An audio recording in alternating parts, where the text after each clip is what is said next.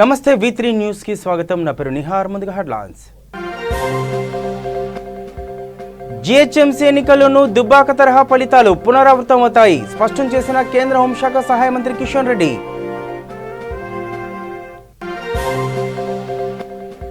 TRS ప్రభుత్వం రైతుల ప్రభుత్వం వెల్లడించిన స్టేషన్ ఘన్పూర్ ఎమ్మెల్యే తాటికొండ రాజయ్య.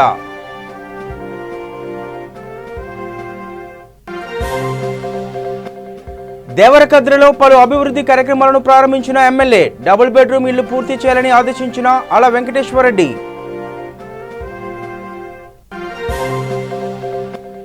అధికారం తాలూకు అంతిమ లక్ష్యం వేల కోట్లు కూడగట్టుకోవడం కాదు, సమస్యలు పరిష్కారం కావటం లేదన్న జనసేనాని పవన్ కళ్యాణ్.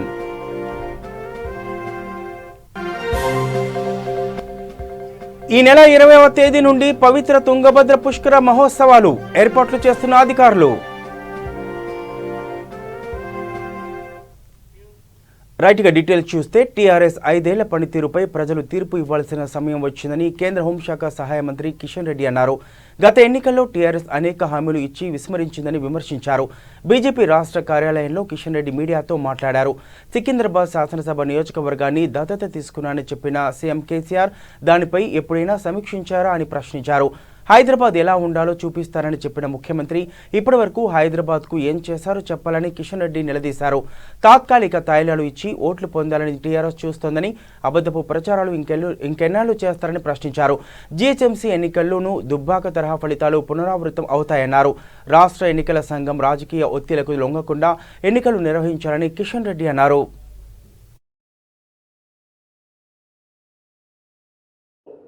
అదేవిధంగా జీహెచ్ఎంసీలో అధికారంలో ఉన్నటువంటి పార్టీ గత 6.5 సంవత్సరాలుగా రాష్ట్ర ప్రభుత్వంలో, గత 5 సంవత్సరాలుగా గ్రేటర్ హైదరాబాద్ మున్సిపల్ కార్పొరేషన్లో ఏమి చేశామన్న దాని మీదనే ప్రజలకు ఏ రకమైనటువంటి మేలు చేశాము, హైదరాబాద్కు ప్రత్యేకంగా ఏ రకమైనటువంటి అభివృద్ధి కార్యక్రమాలు చేపట్టాము అనేటువంటి అంశం మీద ఎన్నికలు జరగాల్సింది. ప్రజలు ఈ 5 సంవత్సరాల పనితీరు పైన తీర్పు ఇవ్వాల్సిన అవసరం ఉంది. రాజకీయ పార్టీలు ఆ రకమైనటువంటి తీర్పు కోరాల్సినటువంటి అవసరం ఉంది. ఈరోజు నేను టీఆర్ఎస్ పార్టీని ఒకటే ప్రశ్నిస్తున్నాను. మీరు గ్రేటర్ హైదరాబాదులో ఏమి సాధించారు? గ్రేటర్ హైదరాబాదులో ఎన్నడూ లేని విధంగా అనేక హామీలు ఇచ్చి హామీల అమలులో పూర్తిగా వైఫల్యం చెందారు.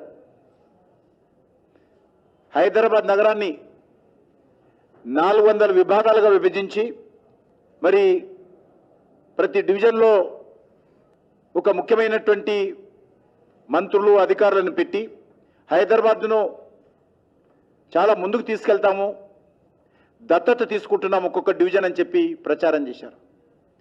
ముఖ్యమంత్రి గారు స్వయంగా ఒక డివిజన్ తీసుకున్నారు. ఆ డివిజన్లో స్వచ్ఛ భారత్తో అభివృద్ధి కార్యక్రమాలు మొదలు పెడుతున్నామని చెప్పి ఎంతో ఆర్భాటంగా ప్రచారం చేశారు. నేను ఈరోజు ముఖ్యమంత్రి గారిని అడుగుతా ఉన్నాను, మళ్ళీ ఎప్పుడైనా ఆ డివిజన్ ముఖం చూశారా ముఖ్యమంత్రి గారు? ఆ డివిజన్లో ఎప్పుడైనా అభివృద్ధి పైన సమీక్ష చేశారా? సికింద్రాబాద్ అసెంబ్లీలో నేను దత్తత తీసుకుంటున్నానని చెప్పినటువంటి ముఖ్యమంత్రి, దత్తత తీసుకుంటున్నానని చెప్పినటువంటి మంత్రులు అధికారులు ఈరోజు హైదరాబాద్లో ఏ రకమైనటువంటి పరిస్థితి ఉంది? 2014లో ముఖ్యమంత్రి గారు ప్రమాణ స్వీకారం చేసిన తర్వాత శాసనసభలో హైదరాబాద్ గురించి హైదరాబాద్లో ట్యాంక్ బండ్లో నీళ్లు తాగొచ్చు అని చెప్పాడు. కొబ్బరి నీళ్ళు లాగా వేస్తాను హైదరాబాద్ నీళ్ళు అని చెప్పాడు.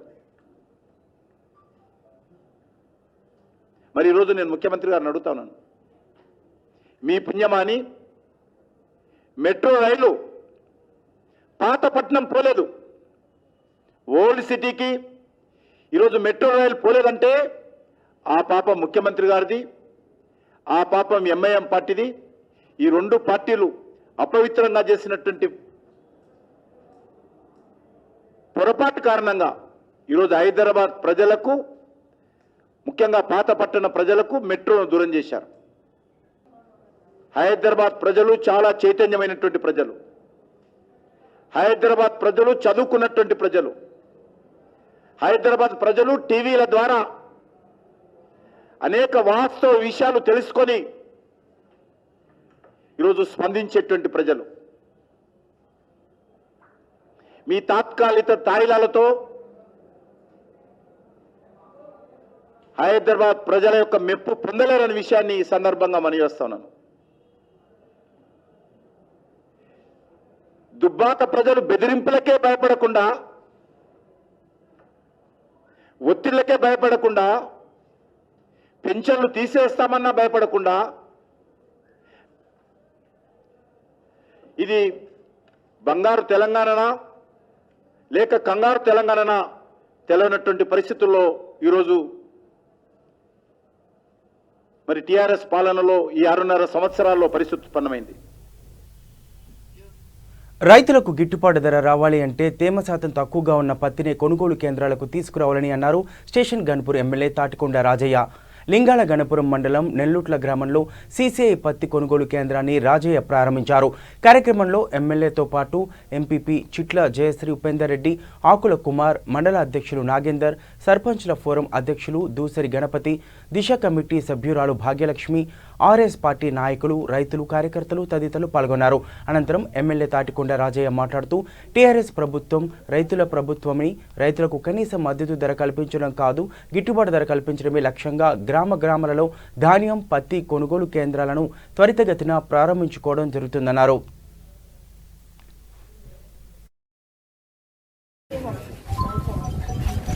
నేను వార్త తీసుకున్నాను, టైం పడుతుంది.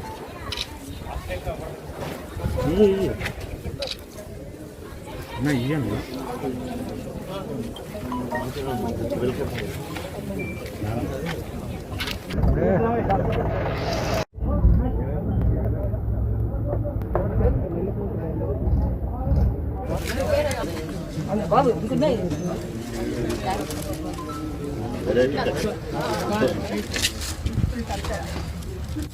జై తెలంగాణ.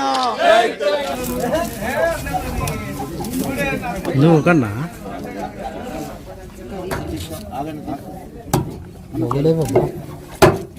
కల్వకుంట్ల చంద్రశేఖరరావు గారి ఆదేశం మేరకు త్వరితగతిన పత్తి కొనుగోలు కేంద్రాలు, అదేవిధంగా వరి ధాన్యం కొనుగోలు కేంద్రాలు వెంటనే ప్రారంభించాలని చెప్పేసి ఆదేశించడంతో ఈరోజు దాదాపు 78 కేంద్రాలలో వరి ధాన్యం స్టేషన్ గన్పూర్ నియోజకవర్గంలో కొనుగోలు కేంద్రాలు, అదేవిధంగా జనగాం పరిధిలో దాదాపు 9 మిల్లులలో ఈరోజు పత్తి మిల్లులలో, జిన్నింగ్ మిల్లులలో మనం పత్తి కొనుగోలు చేయడం జరుగుతుంది. గన్పూరు మార్కెట్ పరిధిలో 4 ఉన్నాయి. దాంట్లో రాంపూర్లో 2, అదేవిధంగా చిన్నపెండాలు 1, శివునిపల్లి 1, అక్కడ 4. తర్వాత మా అదృష్టం ఏంటంటే ఇవన్నీ కూడా లింగాల గణపురం, రఘునాథ్పల్లి పరిధిలోనే దాదాపు 8 వరకు 7 మా దగ్గర ఉన్నాయి. 2 ఏమో జనగాం నియోజకవర్గ పరిధిలో ఉన్నాయి. అంటే ఓవరాల్గా ఈరోజు గన్పూర్ నియోజకవర్గంలో 4 + 7 దాదాపు 11 మిల్లులలో, జిన్నింగ్ మిల్లులలో ఈరోజు పత్తి కొనుగోలు కేంద్రాలు మనం మెల్లమెల్లగా ప్రారంభించుకుంటున్నాం. మొన్న లింగాల గన్పూర్లో పెద్దలు దయాకర్రావు గారి చేతుల మీదుగా 2 మిల్లులను, ఈరోజు మళ్ళీ సత్యసాయి మిల్లులో ఈరోజు మనం పత్తి కొనుగోలు ప్రారంభించడం జరిగింది.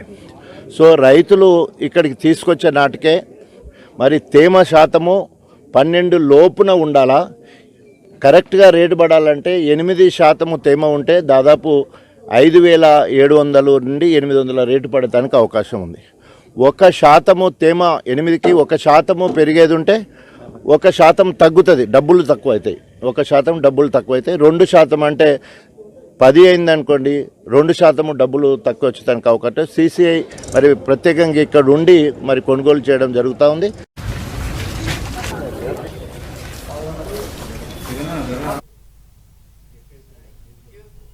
మహబూబ్ నగర్ జిల్లా దేవరకద్రలో ఎమ్మెల్యే అల వెంకటేశ్వరరెడ్డి పలు అభివృద్ధి కార్యక్రమాలలో పాల్గొన్నారు.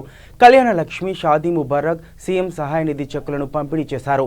శ్రీ శ్రీ కురుమూర్తి స్వామి బ్రహ్మోత్సవాలపై అధికారులతో రివ్యూ మీటింగ్ జరిపారు. బ్రహ్మోత్సవాలలో కోవిడ్-19 విజృంభించకుండా తగు ఏర్పాట్లు చేయాలని అధికారులకు ఆదేశాలు ఇచ్చారు. డబుల్ బెడ్రూమ్ ఇళ్లపై అధికారులతో సమీక్ష నిర్వహించారు. త్వరగా డబుల్ బెడ్రూమ్ ఇళ్లు పూర్తి చేయాలని అధికారులను ఆదేశించారు.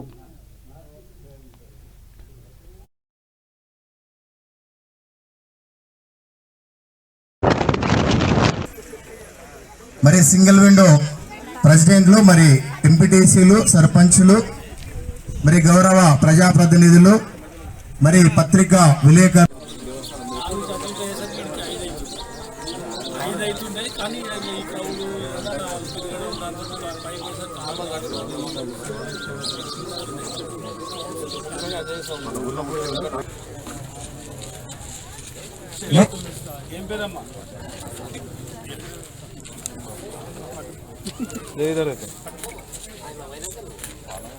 నెక్స్ట్ మ్యాథ్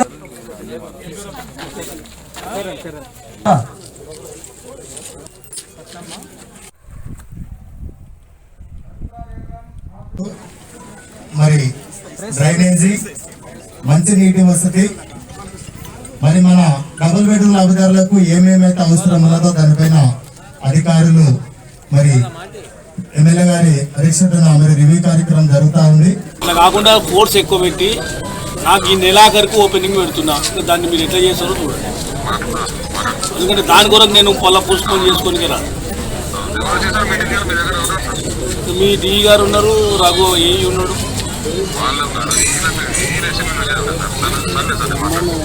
ఏదో. జై తెలంగాణ. అందరికీ నమస్కారం. ఈరోజు సీసీకుంట మండలానికి సంబంధించి కళ్యాణ లక్ష్మి, షాదీ ముబారక్ చెట్ల పంపిణీ కార్యక్రమం, అదేవిధంగా కురుమూర్తిలో నిర్మించినటువంటి 140 డబుల్ బెడ్రూమ్లు అధికారులతోటి రివ్యూ మీటింగ్ కూడా ఏర్పాటు చేయడం జరిగింది. ఈరోజు కేసీఆర్ గారి ఒక మంచి మనసుతోటి పేద పిల్లలకు ఒక పెద్ద మనిషిలాగా ఆనుకొని ₹1,00,000 ఇస్తున్న సందర్భంగా లబ్ధి పొందుతున్న ప్రతి కుటుంబానికి కూడా పత్రికా మిత్రులందరికీ పేరు పేరు నమస్కారాలు తెలియజేస్తా ఉన్నా. ఈరోజు కురుమూర్తి స్వామి ఉత్సవాలు స్టార్ట్ అయినాయి. 19వ తారీఖు నాడు అలంకరణ, 21 నాడు ఉద్దాలు ఉంది కాబట్టి దాని కార్యక్రమాన్ని కూడా రివ్యూ చేయాలి. అదేవిధంగా మొన్ననే మన 140 డబుల్ బెడ్రూమ్లకు సంబంధించిన అన్ని ప్రొసీడింగ్స్ ఇవ్వడం జరిగింది. అతి తొందరలోనే దీన్ని ఓపెన్ చేసుకునేది ఉంది కాబట్టి ఇంకా ఏమేమి పనులు ఖాళీగా ఉన్నాయి, కాని పనులు ఏమున్నాయి అని ఒకసారి అధికారులతో రివ్యూ చేయాలన్న ఆలోచనతో ఇక్కడికి వచ్చినాం. ఈ సందర్భంగా ఇంతకుముందు సర్పంచ్ గారు 2 నిమిషాలు మాట్లాడినా చక్కగా మాట్లాడింది. కేసీఆర్ గారి గురించి ఇలా 2014 నుంచి ఈ రోజు వరకు ముఖ్యమంత్రి అయిన మొదటిసారి నుంచి దాదాపు 6.5-7 సంవత్సరాలు అవుతా ఉంది. పాలన ప్రజల కొరకు ఎంత మంచి చేయాలన్న ఆలోచన ప్రతినిత్యం ముఖ్యమంత్రి గారు ఆలోచన చేస్తుంటాడు. కాబట్టి స్టార్ట్ అయిన కురుమూర్తి బ్రహ్మోత్సవాలు 19వ తారీఖు అలంకరణ ఉంది. అదేవిధంగా 21 నాడు ఉద్దాల కార్యక్రమం జరుగుతుంది.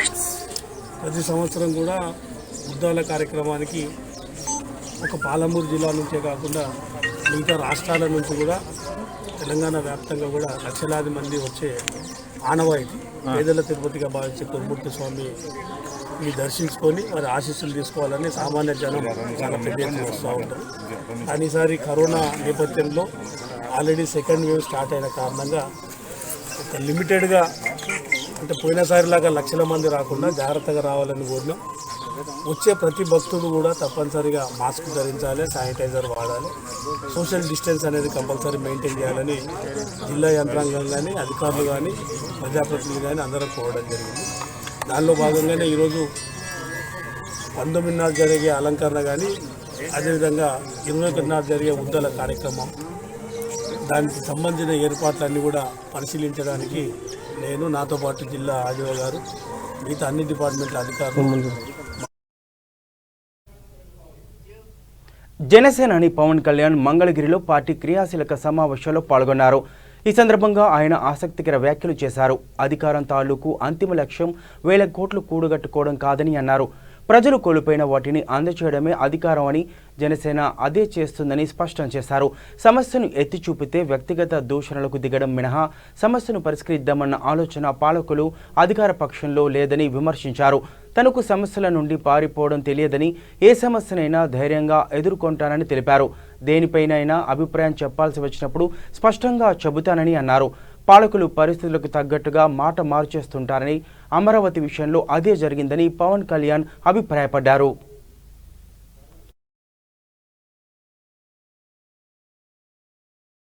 సభ్యత్వం ముందుని నడిపించిన జన సైనికులందరికీ, సభ్యులందరికీ, దీనిని ఉత్సాహంతో ముందుకు తీసుకెళ్లిన పిఎస్సి సభ్యులు, జనసేన నాయకులు, పేరు పేరున దుర్గేష్ గారికి, వరుణ్ గారికి, మణిక్రాంత్ రెడ్డి గారికి, నానాజీ గారికి, శశిధర్ గారికి, రాము గారికి, శ్రీనివాస్ గారికి, పేరు పేరున మీ అందరికీ, అలాగే ముఖ్యంగా తూర్పుగోదావరి జిల్లాలో సమిష్టిగా బాధ్యతలు తీసుకొని ఈ క్రియాశీలక సభ్యత్వం నడిపించిన ప్రతి ఒక్కరికి పేరు పేరు నా హృదయపూర్వక నమస్కారాలు, ధన్యవాదాలు. ఈ కార్యక్రమాన్ని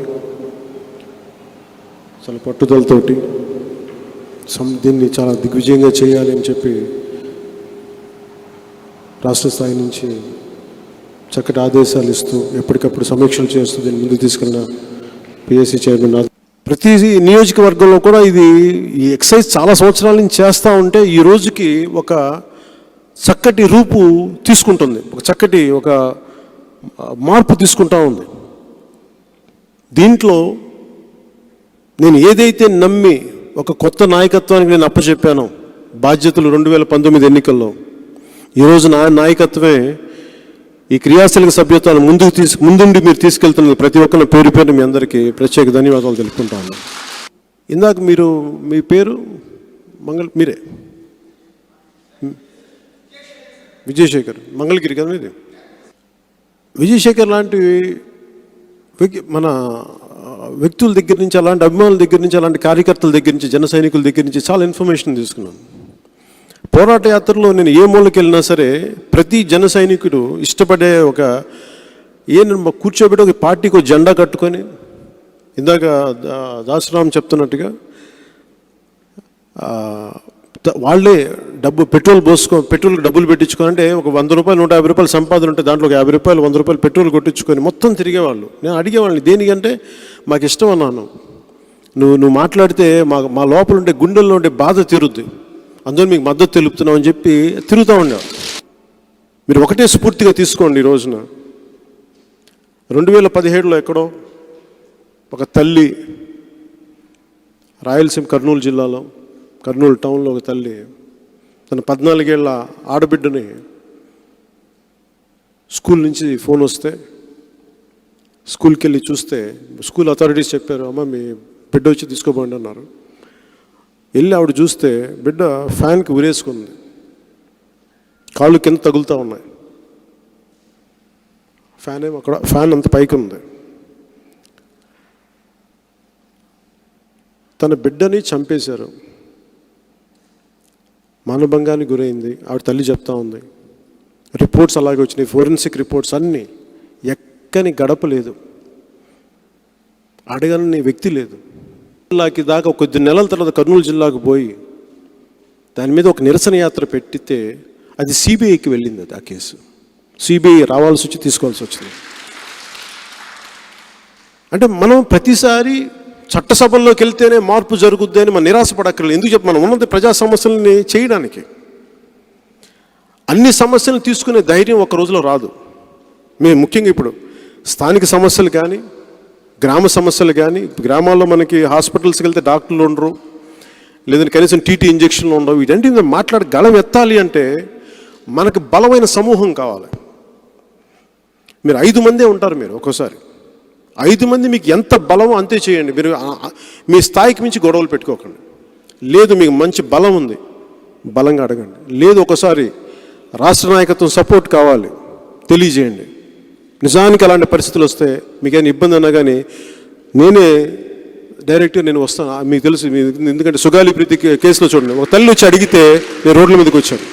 అలాంటిది మీకు ప్రజల కోసం పోరాడుతున్నప్పుడు మీకు చిన్నపాటి సమస్య వస్తే ఖచ్చితంగా దానికి నేను స్పందించే వ్యక్తిని. మేమందరం నిలబడేవాళ్ళం. మేమందరం క్రియాశీలక. ఈ నెల 20వ తేదీ నుండి డిసెంబర్ 1వ తేదీ వరకు పవిత్ర తుంగభద్ర పుష్కరాల మహోత్సవాలు నిర్వహిస్తున్నారు. రాష్ట్ర ముఖ్యమంత్రి వైఎస్ జగన్మోహన్ రెడ్డి పుష్కరాలకు కర్నూలు జిల్లాకు వస్తున్న నేపథ్యంలో పగడ్బందీ ఏర్పాట్లు చేసుకోవాలని సంబంధిత అధికారులను జిల్లా కలెక్టర్ జి వీరపాండియన్ ఆదేశించారు. జిల్లా collector G Veerapandian, joint collector Ram Sundar Reddy, అలాగే కర్నూలు నగరపాలక సంస్థ కమిషనర్ డికే బాలాజీలు సంకల్ బాగ్ పుష్కర్ ఘాట్ను, అలాగే పంచలింగాల పుష్కర్ ఘాట్ వద్ద జరుగుతున్న పనులను పరిశీలించారు.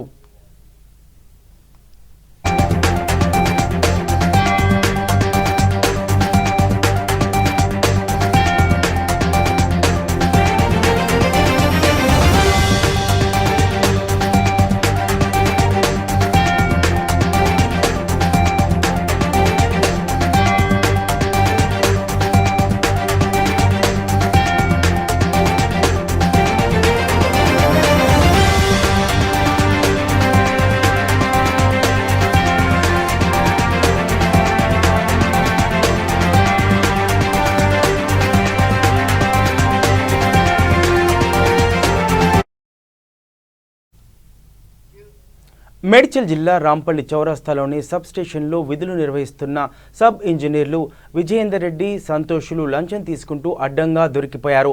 బాధితుడు శశికుమార్ మారుతి గార్డెన్ వెనుకాల ఉన్న తన స్థలంలో ట్రాన్స్ఫార్మర్ అలాగే మీటర్ కొరకు దరఖాస్తు చేసుకోగా తన ఫైల్ డిఈ ఆఫీస్కి వెళ్ళటానికి ఏఈ ఆఫీస్లో డబ్బులు డిమాండ్ చేస్తే తప్పనిసరి పరిస్థితిలో 6,000 చెల్లించాల్సి వచ్చిందని, డిఈ ఆఫీస్కి వచ్చేసరికి మళ్ళీ 13,000 రూపాయల డబ్బులు డిమాండ్ చేయడంతో ఏం చేయాలో తెలియక ఏసీబీ అధికారులను ఆశ్రయించినట్టుగా బాధితుడు శశికుమార్ పేర్కొన్నాడు.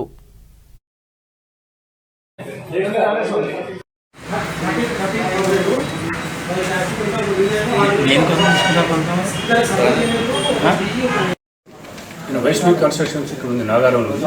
ఆ వైష్ణవి కన్స్ట్రక్షన్ బిల్డింగ్లో ఒక ఎలక్ట్రికల్ ట్రాన్స్ఫార్మర్ మరియు కరెంటు మీటర్లు పెట్టడానికి కాంట్రాక్ట్ తీసుకున్నాడు.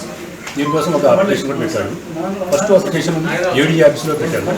ఏడీ ఆఫీస్లో కూడా ప్రాసెస్ అయింది. మన 11వ తారీఖు నాడు ప్రాసెస్ అయింది.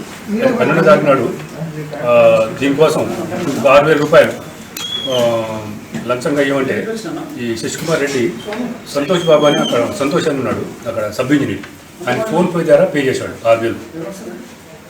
అదే రోజు 6,000ని ఈయన ఏడీకి ఇచ్చినని చెప్తున్నాడు. ఈ సంతోష్ కూడా సబ్ ఇంజనీర్ 6,000 రూపాయలు కూడా ఏడీకి ఇచ్చారు, ఏడీ కిషన్ ఇచ్చారని చెప్పారు. తర్వాత కిషన్ ఆ రోజు 6,000 తీసుకున్న తర్వాత ఫైన్ సంతకం చేసి ఇక్కడ డిఈ ఆఫీస్కి పెట్టారు. ఇక్కడ డిఈ ఆఫీస్లో కూడా మొత్తం 13,000 రూపాయలు లంచంగా ఇస్తే పని అయిపోద్దని విజయేందర్ రెడ్డి అని సబ్ ఇంజనీర్ చెప్పారు. అయితే మన 13,000 గురించి ఈరోజు మేము రెడీగా విజయేందర్ రెడ్డిని పట్టుకున్నాము.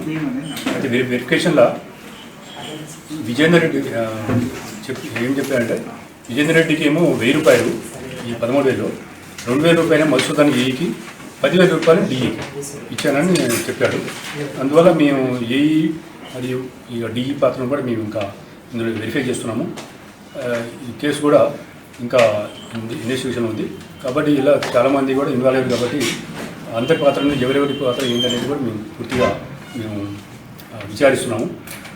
ఇందులో కానీ ఏడీ కిషన్కి 2,60,000 జీతం ఉంది, డిఈకి 3,13,000 జీతం ఉంది, ఏఈ మధుసూదన్కి 1,90,000 జీతం ఉంది. కాబట్టి ఈ స్టేట్ గవర్నమెంట్లో ఎవరికి లేని జీతాలు ఉన్నట్టు మనకి తెలుస్తామండి. కాబట్టి ఇంత పెద్ద ఎత్తున జీతాలన్నీ కూడా ఈ విధంగా అవినీతికి పాల్పడడం చాలా శోచనీయం. కాబట్టి పబ్లిక్ని మనం చేసేది ఏమంటే మీరు ఎలక్ట్రిసిటీ డిపార్ట్మెంట్లో ఎలాంటి కంప్లైంట్ ఉన్నా సరే ఇమీడియట్గా మా దగ్గరికి వచ్చి మేము వాళ్ళకి పూర్తిగా న్యాయం చేస్తాము. ఇలాంటి అవినీతి పనులు మేము తప్పకుండా పట్టుకొని వాళ్ళని ట్రాప్ చేసి జైలుకి పంపుతామని మేము చెప్తా ఉన్నాము. ఇక నిజామాబాద్ జిల్లా సాలూరు గ్రామ ప్రభుత్వ ఆసుపత్రిలో 2 వర్గాలు ఆసుపత్రి వైద్యురాలు రేఖతో సమావేశమయ్యారు. ఈ సందర్భంగా ఓ వర్గం వైద్యం సక్రమంగా అందకపోవడం వల్లే పుట్టిన పసికందు చనిపోవడం జరిగిందని ఆరోపించారు. ఆసుపత్రిలో వైద్యులు సిబ్బంది సక్రమంగా పనిచేయడం లేదని, ఆసుపత్రికి వచ్చే రోగులకు ప్రజలకు సరైన చికిత్సలు అందడం లేదని వాపోయారు. మరొక వర్గం మాత్రం వైద్యురాలు రేఖతో పాటు సిబ్బంది సక్రమంగా పనిచేస్తున్నారని తెలిపారు. బహుజన సమాజ్వాదీ పార్టీ నియోజకవర్గ ఇన్ఛార్జ్ సింగిడి పాండు నాయకులు బుద్ధరాజేశ్వర్ మాట్లాడుతూ ఇప్పటి వరకు జరిగింది మర్చిపోయి భవిష్యత్తులో సాలూరు గ్రామం ఆసుపత్రిని కాపాడుకోవాల్సిన అవసరం ఉందని తెలిపారు. రాజకీయంగా వైద్యులు సిబ్బందిపై బురద జల్లుతున్నారని, ఇలాంటి వాటిని మానుకుని ఆసుపత్రి అభివృద్ధి కోసం ప్రతి ఒక్కరూ సహకరించాలని వారు తెలిపారు. ఇరు వర్గాలను సముదాయించడంతో గ్రామస్తులంతా సంతృప్తికరంగా ఆసుపత్రి అభివృద్ధికి కృషి చేస్తామని హామీ ఇచ్చారు.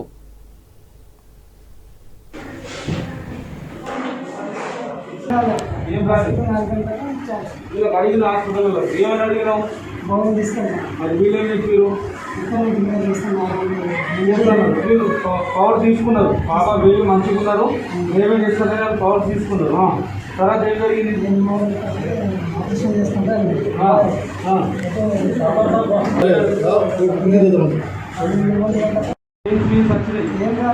ఏం రాలేదు.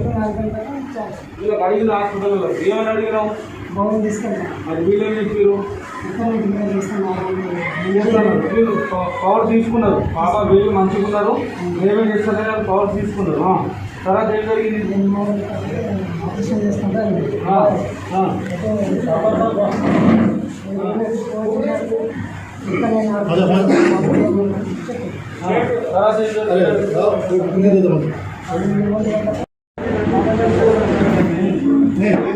చెప్పింది మేడం, సో పేషెంట్ వచ్చింది, 4 సెంటీమీటర్ డైలటేషన్ ఉంది అంటే ఆల్మోస్ట్ డెలివరీ 1 గంటలో అయిపోతుంది. సరే అని చెప్పేసి బాబు డెలివరీ 1 గంటలో అయిపోతుంది, బేబీ హెడ్ కూడా బయటకు వచ్చింది. అలాంటి పరిస్థితిలో నేను బేబీని బయట పంపించలేదు. బయట పంపిస్తే అంబులెన్స్లోనే డెలివరీ అయితే హూ విల్ రెస్పాన్సిబుల్. అందుకే వాళ్ళకి చెప్పాము, చిన్న ప్రాణానికి ప్రమాదం ఉంది, పెద్ద ప్రాణానికి మేము కాపాడుతాము అని చెప్పినాం. మైలార్దేవుపల్లిలో రాజకీయం రసవత్తరంగా మారింది. టీఆర్ఎస్ వర్సెస్ బీజేపీ నువ్వా నేనా అన్నట్టుగా పోటీ కొనసాగిస్తూ ప్రచారం చేస్తున్నాయి. రాజేంద్ర నగర్, మైలార్దేవుపల్లిలోని పలు కాలనీల ప్రజలందరూ అధికార పార్టీకి ఓటు వేస్తామని చెప్తున్నారు. అభివృద్ధి పదంలో ముందుకు దూసుకువెళుతున్న టీఆర్ఎస్ ప్రభుత్వానికి మరోసారి మద్దతు పలుకుతామని స్థానికులు అంటున్నారు. మాజీ కార్పొరేటర్ ప్రేమ్దాస్ గౌడ్కు టికెట్ ఇస్తే బాగుంటుందని ప్రజలు అభిప్రాయపడుతున్నారు. మరోసారి కార్పొరేటర్గా గెలిపించి డివిజన్ను అభివృద్ధి చేయించుకుంటామని తెలిపారు. V3 న్యూస్ ప్రతినిధి సునీల్ మాజీ కార్పొరేటర్ ప్రేమ్దాస్ గౌడ్తో ఫేస్ టు ఫేస్. మా బృందము మైలార్దేవుపల్లిలో అడుగుపెట్టినాక పలు ఏరియాల్లో తిరిగి మా V3 న్యూస్ ఛానల్ ద్వారా సర్వే చేశాం. ఆ సర్వేలో ప్రతి ఒక్క ఇప్పుడు ఈ ఇంటర్వ్యూ తర్వాతను ముందు మేము విజువల్స్ రిలీజ్ చేస్తాము. ప్రతి ఒక్కరు మహిళలు కావచ్చు, చిన్న నుంచి పెద్ద వరకు మేము ప్రేమ్దాస్ గౌడ్ గారికి మేము ఓటేస్తామని ఒక వాళ్ళ మాట చెప్తున్నారు. అసలు ప్రజలపైన అంత నమ్మకం, మీ పైన అంత నమ్మకం రావడానికి గల కారణాలు ఏవని మీరు అనుకుంటారు?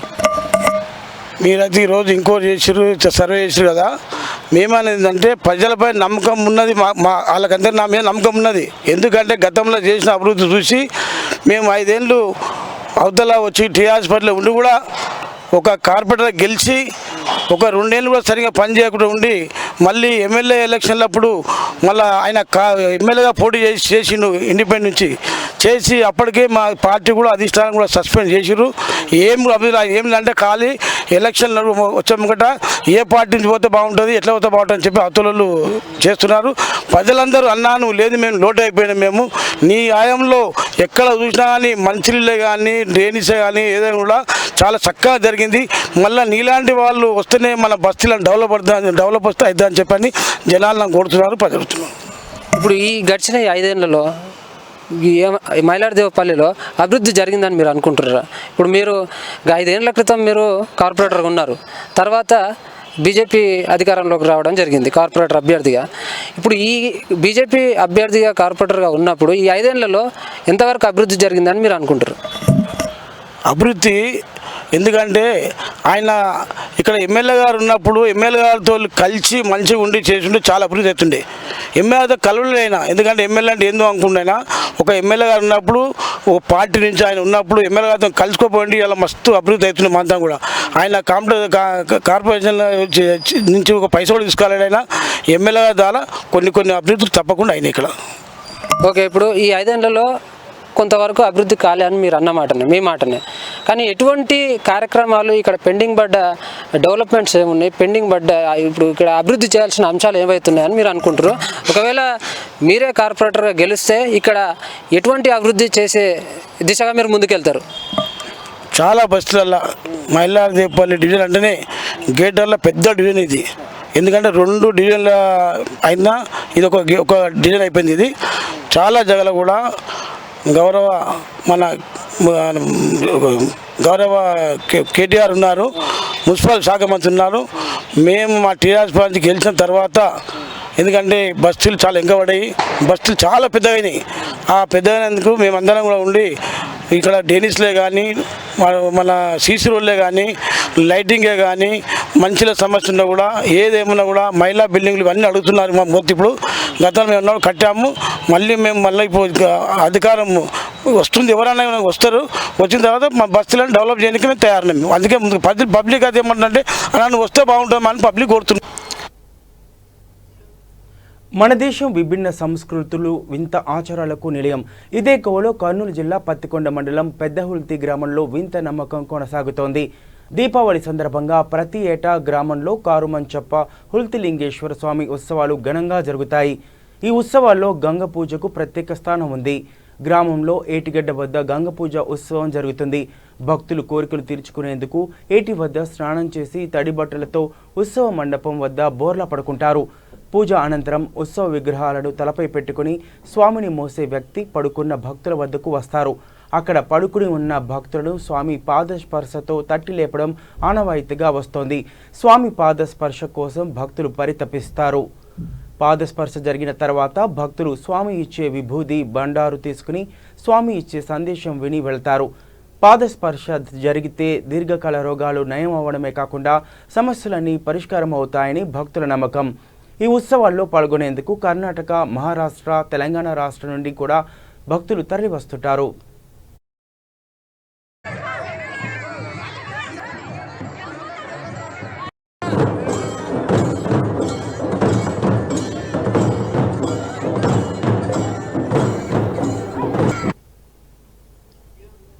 బులెటిన్ ముగించే ముందర హెడ్లైన్స్ మరోసారి చూద్దాం. జీహెచ్ఎంసీ ఎన్నికల్లోనూ దుబ్బాక తరహా ఫలితాలు పునరావృతమవుతాయి, స్పష్టం చేసిన కేంద్ర హోంశాఖ సహాయ మంత్రి కిషన్ రెడ్డి. టీఆర్ఎస్ ప్రభుత్వం రైతుల ప్రభుత్వం వెల్లడించిన station Ghanpur MLA Tatikonda Rajaiah.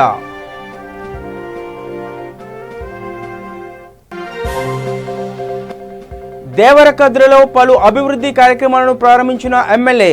Double bedroom ఇల్లు పూర్తి చేయాలని ఆదేశించిన అల వెంకటేశ్వరరెడ్డి. అధికారం తాలూకు అంతిమ లక్ష్యం 1000 కోట్లు కూడగట్టుకోవడం కాదు, సమస్యలు పరిష్కారం కావటం లేదన్న జనసేనాని పవన్ కళ్యాణ్. ఈ నెల 20వ తేదీ నుండి పవిత్ర తుంగభద్ర పుష్కర మహోత్సవాలు ఏర్పాట్లు చేస్తున్న భక్తులు. ఇవి బులెటిన్ అప్డేట్స్. చూస్తూనే ఉండండి V3 న్యూస్. లక్ష్యం సమాజహితం.